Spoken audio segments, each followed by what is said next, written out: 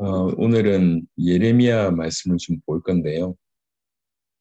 본문을 보기 전에, 이제 월요일부터 오늘 오전까지 우리 이 장애인들 또 장애인 사역 하시는 그 해바라기 선교회 이렇게 같이 뭐 만들어가지고 이제 그분들 대상으로 말씀을 좀 나누는데 이게 다 끝나고 나서 이제 우리한테 그거를 이제 요청하셨던 최기문 선교사님이 따로 이제 전화를 주셨어요. 이분이 오늘 또 어제하고 오늘 또 백내장 수술까지 하셔가지고 이제 힘드신데도 계속 참여를 하셨고요.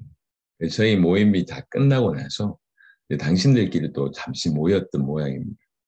그래서 원래 이 사경회를 할 때 한 명이라도 루디아 같은 분이 일어났으면 좋겠다 이런 마음이었다고 합니다. 근데 이제 화면을 끊어오신 대부분들은 좀 중증 장애인이시더라고요. 그다음에 이제 좀 중증 장애인인데도 불구하고 화면 여신 분도 있긴 하지만 그래서 중증 장애인들도 은혜를 많이 받으셨고 그리고 이제 특별히 사역을 하시는 분들 중에도 은혜를 받으셔서 참여했던 분들이 다들 좀 깊은 은혜를 받으신 것 같아요. 그래서 책임원 선교사님 그게 너무 한 명이라도 일어날 수 있을까 이랬는데 그 장애인들이 이번에 말씀을 받고 이제 장애인들 전체를 살리겠다 이런 얘기들도 좀 하시고 그다음에 이제 어떤 전도사님 한 분 오늘 또 나눔을 하셨던 분인데 이분이 지금 굉장히 뜨겁게 받으셨나 봐요. 포항에 있는 가장 큰 교회라고 하던데 우리 교회 옆에 있는 그 교회 아닌가 싶은데 포항에 있는 가장 큰 교회에 장애인 파트를 맡고 있는 전도사님이시라고 하시더라고요. 가슴이 지금 불이 타서 당신 교회 좀 초청하면 안 되겠냐 이런 요청도 하셨었는데 여하튼 포항에 있는 분들이 꽤나 많이 은혜를 받았다. 그래서 이제 조만간에 조금 더 분위기가 정리가 되면 27강도 한번 해주시면 좋겠다고 요청을 하셔서 얼마든지 이런 사실 그 중증 장애인들이 조금만 생각해봐도 정말 기가 막히잖아요. 그런 분들이 이제 복음을 받고 이게 답이 되고 이 복음으로 장애인을 살리겠다 이렇게 나온다는 거는 참 보통 일이 아닌데 참으로 감사하게 짧은 시간에 메시지가 전달이 됐고 이제 책임호 선교사님 이제 필리핀으로 가시니까 일부러 이제 최병창이라고 하는 목사님을 이제 세우셨는데 참 감사하게도 이분도 깊이 있게 말씀을 받으셔서 이제 한국에는 이분 중심으로 또 사역이 많이 진행될 것 같고 그래서 이제 우리 또 최 목사님하고 계속 연결이 돼서 사역을 진행하면 어떻게도 이 한 영역이니까 영역에도 귀중한 은혜가 아마 진행될 수 있을 듯 싶습니다. 한참 말씀을 전하고 있는데 그 복음기도 신문이 우리 김강호 선교사님 연락 오셔서 이게 이제 지금 이렇게 자매 언론사들이 좀 있나 봐요. 예. 그 중에 하나가 이제 미국에 있는 크리스찬 뭐 이렇게 신문사가 있어요. 근데 거기에 어, 한국의 후원 회장이 미국 신문사인데 크리스찬 신문사인데 한국 후원 회장이 여기 백석대 교수님이신가 봐요. 그 교수님이 이제 연락이 와서 이게 이제 우리 지금 벌써 우리 기사가 26번째인가 나갔거든요. 조성욱 칼럼 이래가지고 그동안 사역했던 것들이 계속 나갔는데 그것들을 계속 보시고 이제 좀 싫겠다 이래서 이제 이렇게 인터뷰 요청을 해왔는데 보니까 이제 꽤나 미국에서는 크리스찬 신문사로서는 굉장히 좀 입지가 좀 단단한 그런 그러니까 거기에 인터뷰하신 분들을 보니까 그뭐 내려놓음 저자 이용규 선교사님 뭐 그리고 뭐 최수종 뭐 이런 분들이 이렇게 쭉 인터뷰를 하셨더라고요. 그래서 참 감사하다. 그래서 이제 비대면으로 이제 글을 좀 보내기로 했는데 그게 또 실려서 나가게 된다고 하면 한국당과 또 상관없이 미주의 또 한인들 뭐 뭔가 어떤 발판의 계획이 있지 않겠나 이런 생각이 좀 듭니다. 그리고 지난주에 우리 왔던 원래 이제 우리 교회 초창기 멤버였다가 이제 거제도에 내려가서 아버지가 개척한 교회를 계속 섬겼고, 그래서 이제 목사님이 됐고 신학 박사를 받고 그다음에 인사하러 왔던 옥경곤이라고 하는 목사님이 계세요. 이분이 이제 내려가서 우리 일어났던 일을 이제 교회에 다 또 보고를 다 하니까 교회가 이제 너무 많이 원해서, 그래서 부득불 이제 그 교회를 좀 섬겨야 되겠다 싶어서 그게 나의 주일 오전부터 와달라 그래가지고, 그럼 시간만 좀 잘 맞으면 우리 예배 시간 때 제 메시지 하는 시간만 이렇게 잘 맞추면 가능하겠다 싶어서 돌아온 줄 알고 그 다음 주에 이제 내려가는 걸로 좀 결정을 했는데, 하나님께서 이제 다양하게 지금 민족 복음화를 또 행하고 계신 것 같습니다. 큰 기업에 그분도 계속 연락이 와서 아마 주말이나 다음 주 초에는 좀 구체적인 뭔가 논의가 좀 되지 않을까 그런 생각이 좀 들긴 합니다만, 여하튼 이 코로나 시국인데도 이제 세계복음화를 향해서 또 민족복음을 향해서 하나님께서 일하신 거 볼 때 참 감사하고, 이번 장애인 선교 이렇게 장애인 사경회를 할 때는 여튼 일부러 저보고 좀 이해를 하라고 그러신지 몇 년 만에 이렇게 좀 아프기는, 예, 몇 년 만인 것 같습니다. 오랜만인 것 같습니다. 목이 아프더니 오늘 같은 경우 호흡이 좀 힘들 정도로 완전히 이제 코막힘이 심했는데, 하여튼 뭐 그런 와중에도 이제 말씀이 전달되게 됐고, 또 귀중한 다른 분들이 문이 열렸고, 그 안에 장애 선교 이제 사경의 안에도 아랍에미레이트 출신 그 선교사님이 참여하셨어요. 이 또한 의미가 있구나 생각이 들어서 다양하게 문을 여심을 보고 감사하다 이런 생각을 합니다. 하나님께서 우리를 얼마나 귀하게 사용하시는지 이게 보여져서 여러분하고 먼저 좀 수요 예배 때 말씀을 짧게 진행되는 부분들을 좀 나눴고요. 오늘은 예레미야 31장 중심으로 말씀을 좀 할 건데, 예레미야 31장 이제 구약에서 노골적으로 새 언약이라고 하는 표현으로 쓰면서 나오는 구절입니다. 예레미야 31장 크게는 두 본문을 볼 건데요. 먼저는 31장 31절부터 보면 여호와의 말씀이니라. 보라 날이 이르리니 내가 이스라엘 집과 유다 집에 새 언약을 맺으리라.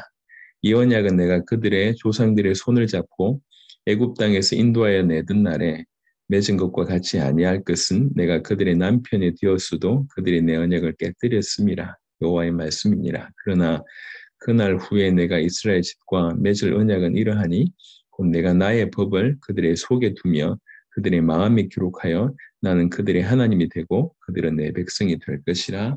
여호와의 말씀입니다.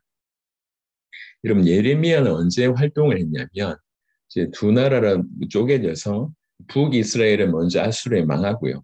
이제 남유다가 백몇십 년 후에 이제 망하게 되는데, 정확하게는 학자들의 의견이 뭐 다르긴 하지만 보통 일반적으로 BC 586년으로 잡고 있습니다.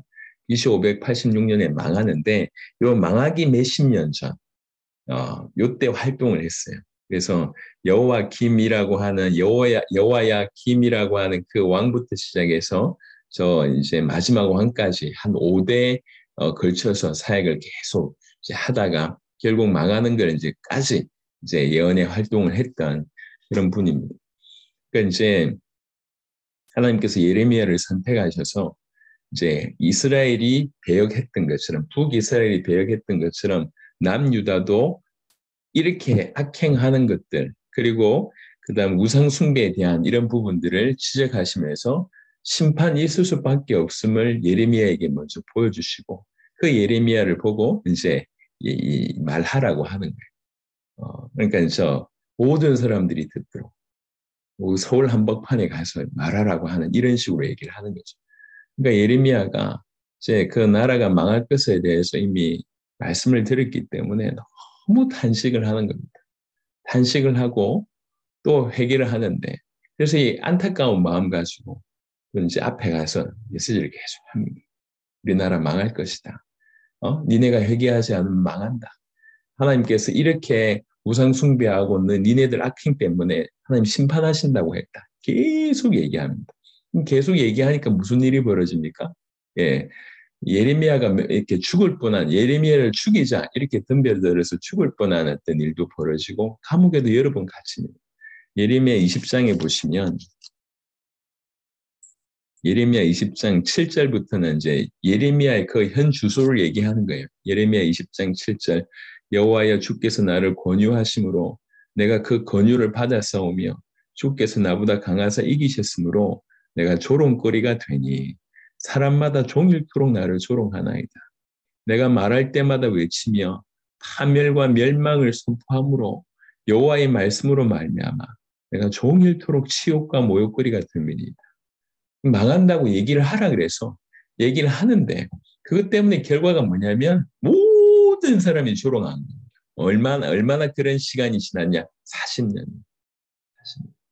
40년을 이런 조롱을 계속 받는 겁니다. 그러니까 조롱받을 뿐만 아니라 이제 이렇게 시대들에 갇히기도 하고 감옥에 갇히기도 하고 이런 일들이 이제 계속 진행되는 겁니다.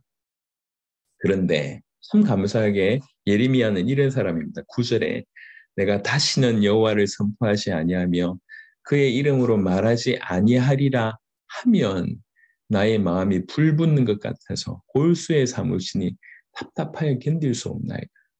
사실 전도자의 심정이 이래야 되겠다. 너무 힘이 드니까 이 하나님 말씀을 전하려고 하는 게 너무 힘이 드니까 안전해 라고 얘기하니까 이 하나님의 뜻에 못 따른 것과 그다음에 전해야지 이 사람 살 거 아닙니까? 그러니까 이제 그것 때문에 답답해서 견딜 수가 없는 거예요. 그게 지금 예레미야 참으로 신실한 하나님의 종의 어떤 모습을 보게 됩니다. 우리한테 많은 메시지가 되는 것이죠. 그러니까 이렇게 막 살아갑니다. 계속 어려움과 이제 그러니까 이제 반역해서 회개할 것을 얘기하고 심판당할 것을 얘기하는데 회개하기보다는 오히려 더 조롱하고 더 핍박이 오고 더 어려움이 계속 오는 거예요. 그래서 얘기 이제 못하겠다고 하는데 속에서는 또 견딜 수가 없어요. 또 말을 하게 되면 그런 일들이 계속 벌어지는 것입니다.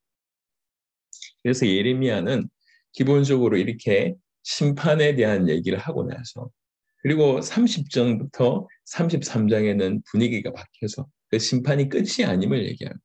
그 이후에 하나님이 이 이스라엘을 회복시키실 것이다.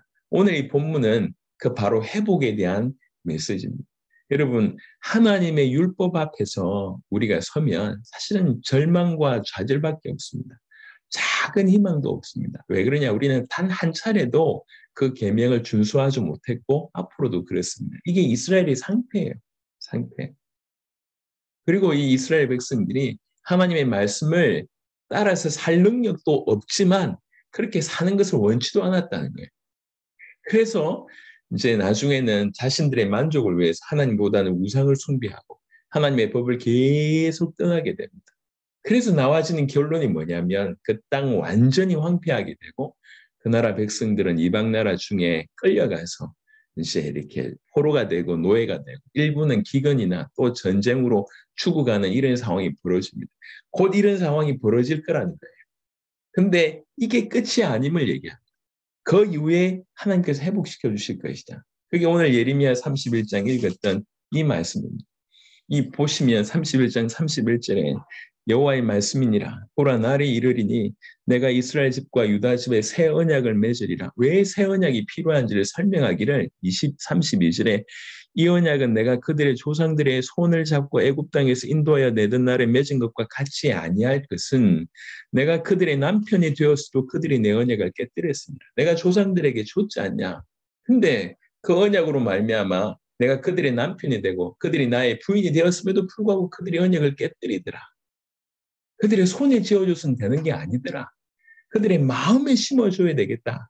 그래서 그러나 그날 후에 내가 이스라엘 집과 맺을 언약은 이러하니 곧 내가 나의 법을 그들의 속에 두며 그들의 마음에 기록하여 나는 그들의 하나님이 되고 그들은 내 백성이 될 것이라 여호와의 말씀이니라. 하나님의 법을 우리 마음속에 두시겠다고 얘기합니다. 우리 마음속에 두셔서 하나님 당신의 뜻대로 우리를 이끌어 가겠다고 하는 그런 말씀입니다. 이게 이제 주의 성령을 보내셔서 우리를 인도하시겠다고 하는 것의 그런 보장이죠. 모든 것을 새롭게 이루어 가시겠다고 하는 놀라운 약속입니다. 이게 그리스도의 십자가와 부활 이후에 성령께서 약속하신 성령이 우리 안에 임하시면서 이런 일이 벌어진 거예요. 아니, 이렇게 어겼으면 좀 죽여도 시원찮을 판에 하나님께서 이렇게 또 기회를 주십니다. 왜 그렇습니까? 사실 요 한 구절을 설명하기 위해서 요 배경을 다 설명드렸는데 예레미야 31장 3절입니다. 예레미야 31장 3절. 옛적에 여호와께서 나에게 나타나사 내가 영원한 사랑으로 너를 사랑하기에 인자함으로 너를 이끌었다 하였노라. 이 한 구절이 있습니다.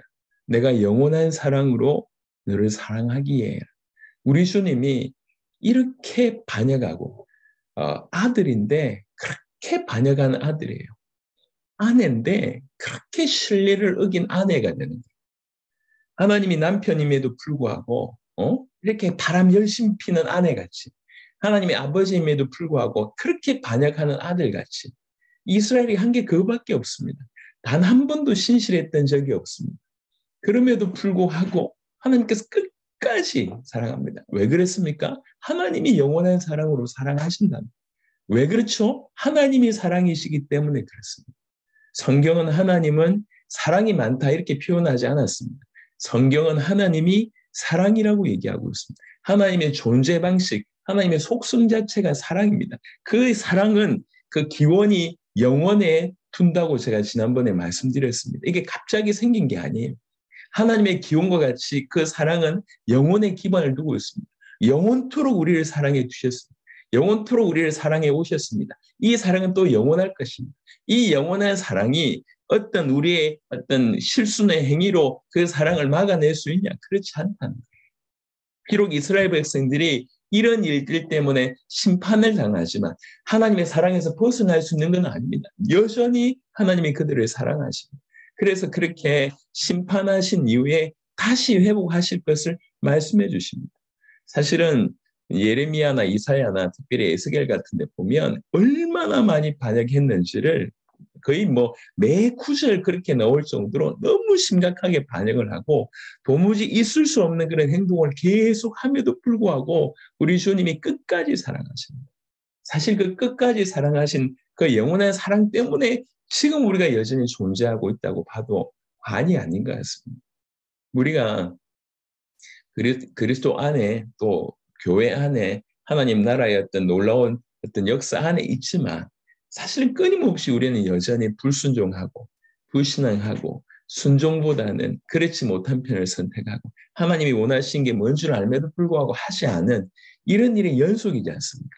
만약 매 순간 우리 주님이 우리에게 매를 드신다고 하면 살아남을 사람들이 없습니다. 그러니까 지금 우리가 이 땅에 여전히 존재하고 있다는 이 자체가 하나님이 우리를 어떻게 사랑하시는지에 대한 결정적인 증거입니다. 영원한 사랑이라고 하는 것이죠. 영원한 사랑. 저희가 지금 본의 아니게 집단 면역 체제에 있지 않습니까? 저희가 다 이제 이렇게 애들 다 이제 이렇게 걸려가지고 있습니다. 저도 그렇고 와이프도 그렇고 이제 이렇게 같이 있으니까 사랑이 꽃피어야 되는데 같이 있으니까 사랑이 꽃피는 것보다 전쟁이 좀 많이 나요. 전쟁이. 그리고 우리 막내 때문에 아내가 조금 많이 좀 힘들어하고 있습니다. 내가 말했던 말을 또 하고 또 하고 그리고 말해도 잘 안 듣고 해서 이제 이렇게 수시로 지금 전쟁이 좀 일어나고 있는데 여러분 부모가 자녀이니까 끌어안는 것이지 자녀가 아니라고 하면 이거 어떻게 보냔 말이에요. 어떻게. 그러니까 이제 참는 것도 유분수지. 참는 것도 뭐 어느 한계가 있지. 우리가 이제 그런 사랑이 아니면 참아낼 수가 없지 않겠습니까? 자녀가 부모님한테 잘한 게 얼마나 있습니까? 사실은 자녀는 처음부터 끝까지 부모에게 이제 지 하고 싶은 대로 하면서 부모에게 힘들게 하고 괴롭게 하고 아프게 하고 그게 자녀들의 모습 아닙니까? 돌이켜보면 그럼에도 불구하고 부모님이 끝까지 참지 않습니까? 끝까지 이해하지 않습니까? 영원한 사랑이라고 하는 것이 저 먼데 있지 않습니다. 우리가 이미 부모님을 통해서 그런 사랑을 맛봤습니다. 그리고 지금 우리가 자녀를 가지고 있는 부모님들은 그런 사랑을 베풀고 있습니다. 우리 주님이 영원한 사랑이라고 얘기할 때 그게 그렇게 이해하기 어려운 게 아니에요. 하물며 피조물인 우리가 자녀들을 위해서 사랑하는 사랑을 통해서도 느낄 수가 있는데, 모든 선의 근원이시며 사랑 자체이신 그 하나님이 우리를 얼마나 사랑하시겠냐는 거죠. 그 영혼의 사랑의 궁극점이 십자가상에서 드러났습니다. 그러니까 주님이 우리를 사랑합니까? 라고 하는 것을 감정적으로 느끼려고 생각하지 마시고 그 십자가로 족합니다. 얼마나 우리를 사랑하셨는지가 십자가상에서 시뻘겋게 우리에게 말씀하십니다.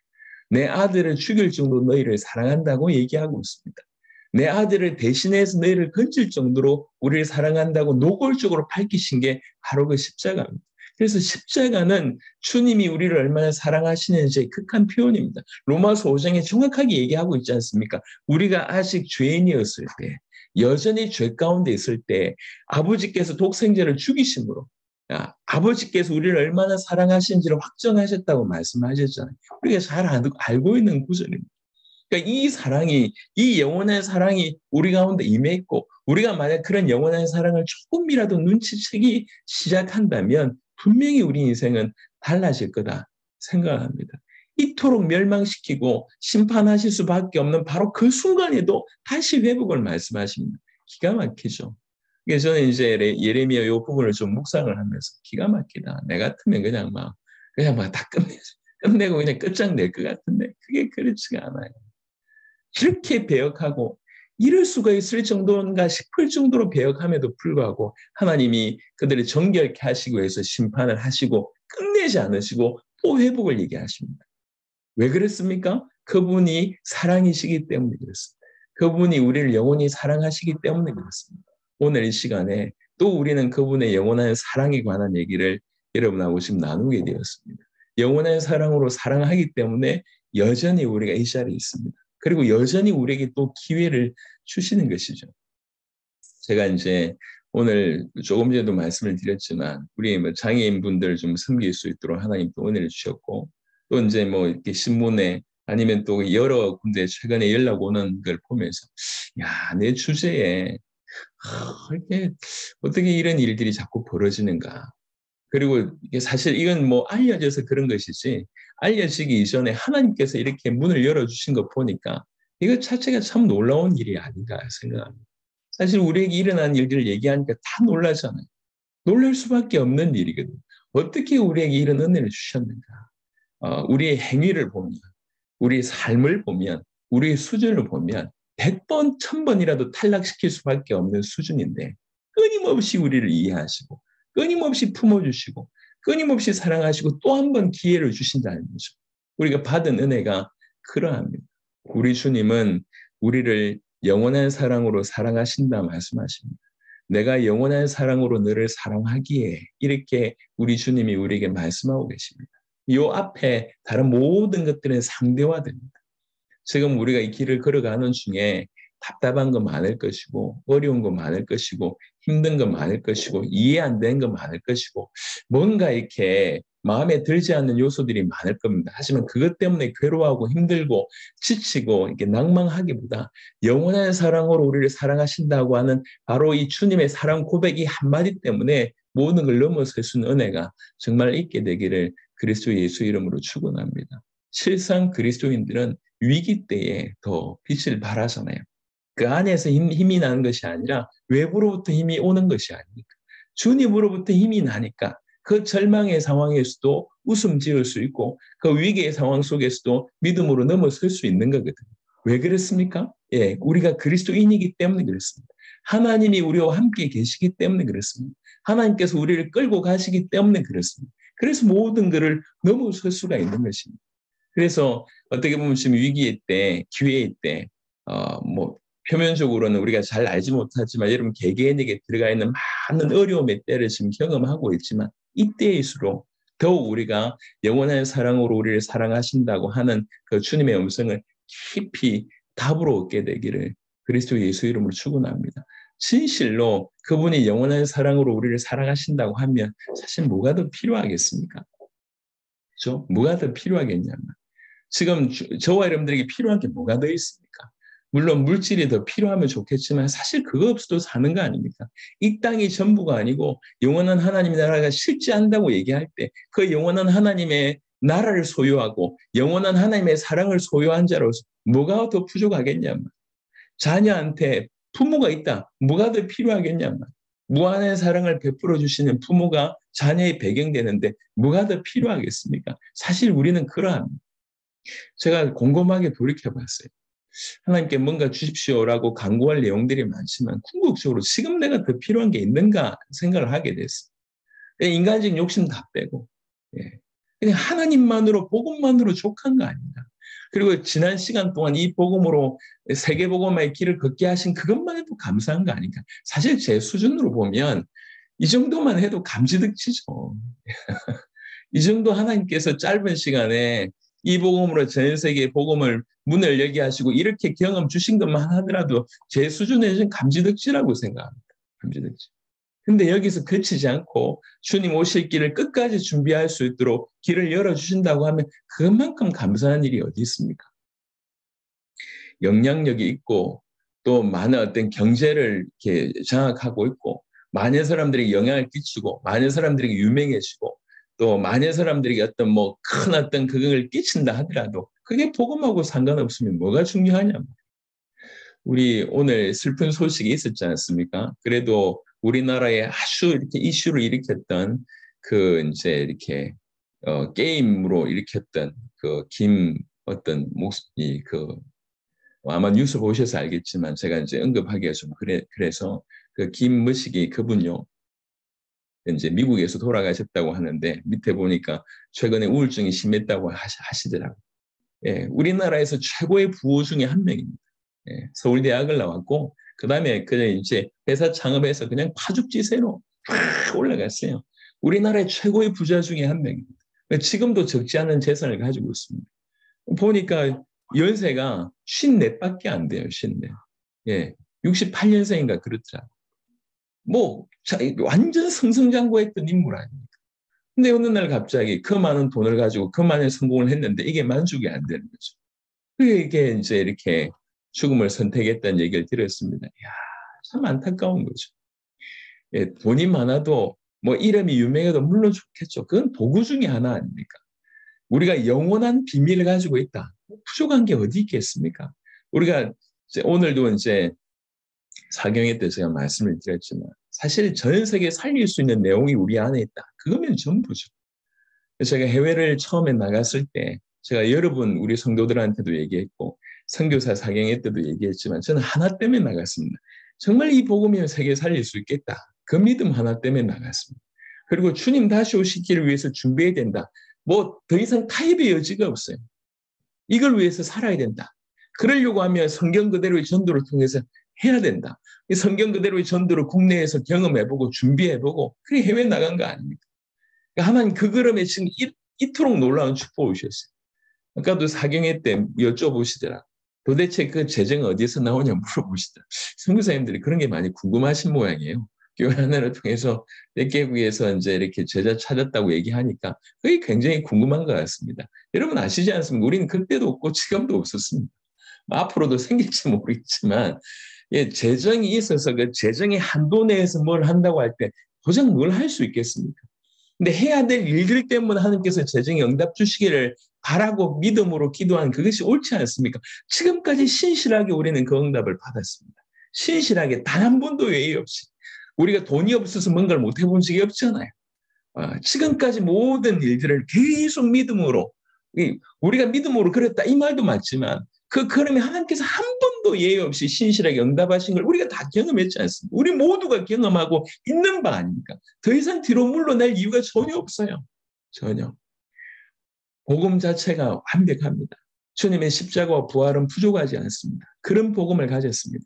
주님의 다시 오심이라고 하는 100% 선명한 방향을 우리 가지고 있습니다. 그리고 그 길을 이루는 성경의 전도에 대한 오랫동안 많은 증거들을 우리에게 허락하셨습니다. 우리는 이걸 더 깊이 있게 우리 누릴 뿐만 아니라 모든 이들에게 나눠줘야 돼요.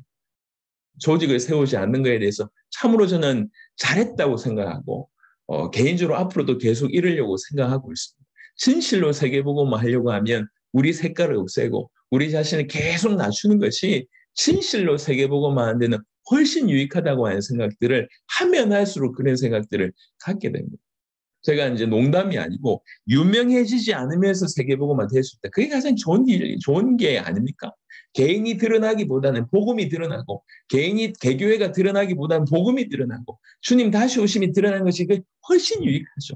그래서 안 유명해지고 영향력이 안 많아지고 오히려 뭐 우리 누가 도대체 했는지 전혀 구분 안 될 정도로 그러면서 오히려 복음만 드러나고 주님 다시 오심만 드러나고 성경의 전도만 드러나서 모든 단체, 모든 교단, 모든 교회가 그것을 활용해서 진행할 수 있다고 하면 그게 훨씬 괜찮지 않겠냐는 바라는 바입니다. 우리가 하나님의 영원한 사랑을 입은 자로서 입은 자답게 양심적으로 살아야 됩니다. 뭐가 더 필요하단 말이에요. 뭐가. 제가 사실은 우리 이제 장애인들 사경회를 준비하면서 마음이 약간 좀 불편한 거예요. 예. 다른 데 메시지할 때는 제가 전혀 불편함이 없었어요. 예를 들면 예수는 그리스도다. 모든 것이 끝났다는 것이다. 그래서 뭐 모든 것이 끝났기 때문에 뭐 문제가 있어도 괜찮고 질병이 있어도 괜찮고 제가 어느 선교 사경에서도 이렇게 쉽게 얘기했잖아요. 근데 이분들한테 그 얘기를 쉽게 못 하겠는 거예요. 질병이 있어도 괜찮고 그래. 제가 얘기를 못 하겠는 거예요. 이분 중증 장애인으로 누워 있는데 제가 한 번도 그런 경험이 없는데 네가 나를 알아 이렇게 얘기하면 제가 할 말이 없어요. 네가 이 고통을 알아 할 말이 없더라고요. 그런데도 한번 생각해봐도 그게 복음이 맞으니까 제가 이제 믿음으로 큰 소리 쳤습니다. 예. 돈이 없어도 괜찮은 거 아닙니까? 복음이라면. 병이 있어도 괜찮은 거 아닙니까? 제가 처음부터 얘기했습니다. 제가 여러분들 일을 이해 못합니다. 여러분의 수준에 제가 있어 본 적이 없어서 얼마나 아프고 얼마나 힘들고 얼마나 서럽고 얼마나 고통스러운지 제가 모릅니다. 예, 이렇게 제가 전제를 먼저 던졌어요. 그럼에도 불구하고 복음은 맞는 거 아닙니까? 이 복음은 부족하지 않지 않습니까? 이 복음이면 충분하지 않습니까?